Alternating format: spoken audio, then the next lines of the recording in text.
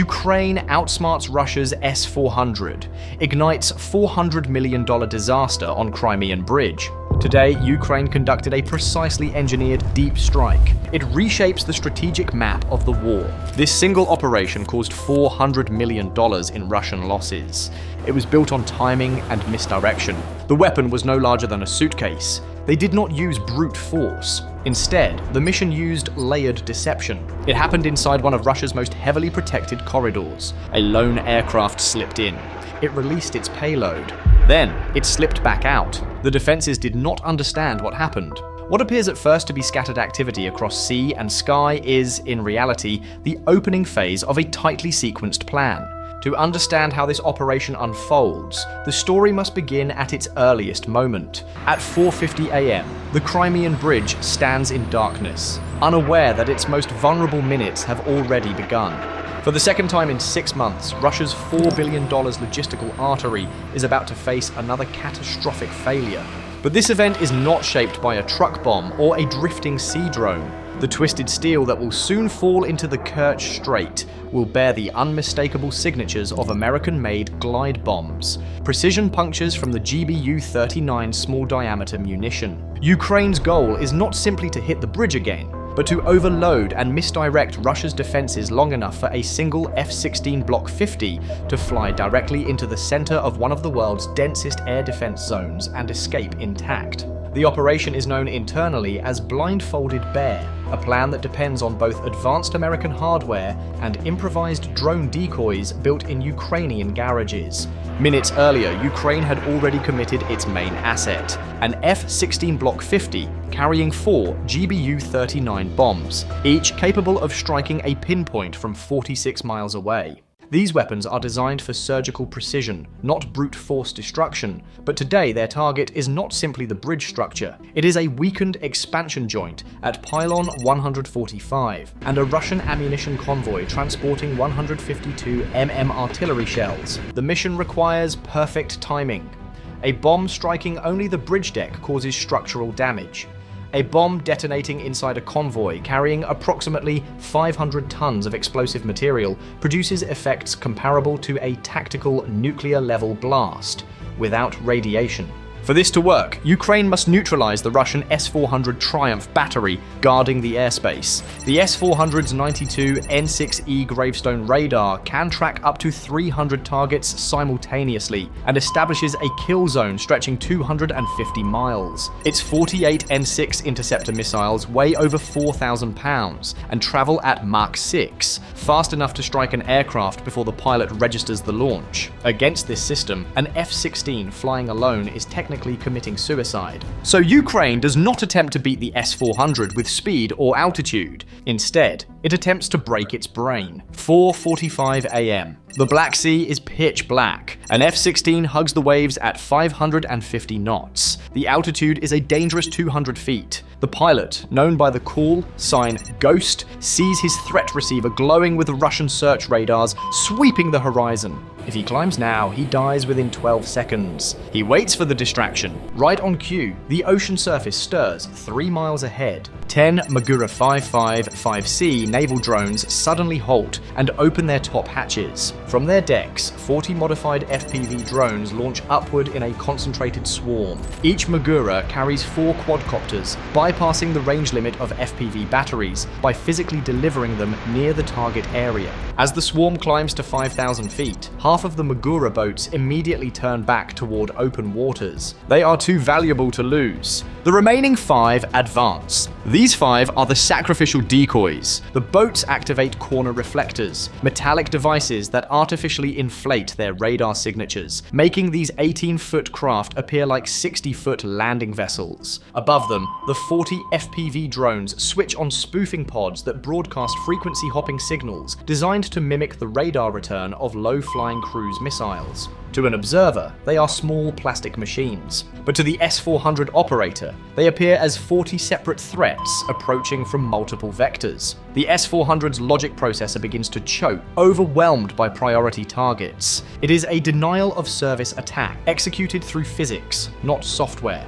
On the bridge approach, Two Pantsir S-1 batteries scramble. Their operators, unable to distinguish between drones and cruise missiles, switch to manual optical mode and issue a free fire order on all detected contacts. Both twin 30mm autocannons erupt. Each cannon fires 5,000 rounds per minute, shredding the early drones into clouds of plastic and copper, hovering near the 2.5-mile edge of the Pantsir range. As frustration mounts, the Russian commander escalates. He authorizes missile launches. 4 57 E-6 missiles streak upward at Mach 4, swatting clusters of drones in explosive blossoms. For a brief moment, Russian crews assess that they are winning the engagement. They have intercepted dozens of targets and thinned the sky.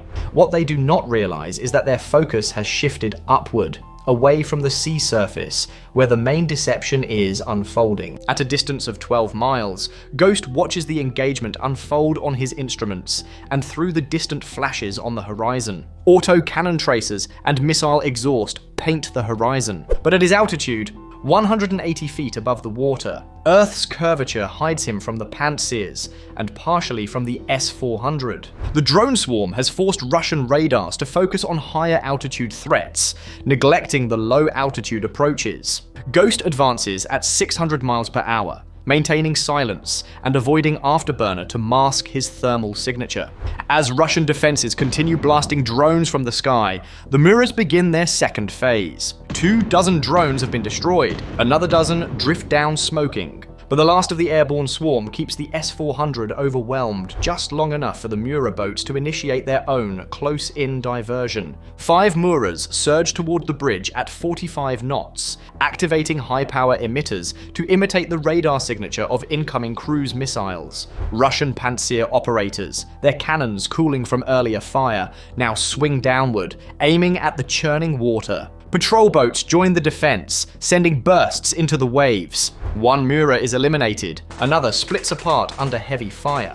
But this is exactly the window Ghost needs. With Russian sensors focused on the surface, Ghost pulls the F-16 into a violent pop-up maneuver, rising from 200 feet to 2,000 feet. He instantly becomes visible to every Russian radar, but he is now positioned to release his glide bombs. Through his targeting pod, he sees the reason for this high-risk maneuver. A logistics convoy of 20 Kamaz 6,350 trucks, escorted by Tiger armored vehicles, rolling across the bridge deck after mistakenly believing the attack had ended. The convoy was carrying approximately 500 tons of 152mm artillery shells. Its timing was perfect. The lead vehicles crossed the weakened expansion joint at pylon 145. Ghost waits. Dropping too early means hitting the escort vehicles, not the explosive freight. He needs the central trucks exactly positioned over the structural weak point. Down below, the last surviving Muras continue their suicidal dance.